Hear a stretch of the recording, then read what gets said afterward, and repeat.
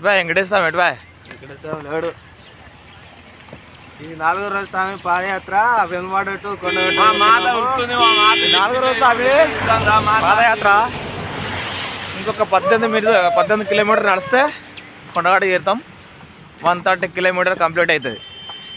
జై శ్రీరామ్. వెళ్ళినాం సాంగ్లు 4 గంటలకు వెళ్తే వర్షం పడ్డది, ఆగి మళ్ళీ ఇప్పుడు స్టార్ట్ చేసినాం. ఫుల్ వర్షం, భారీ వర్షం.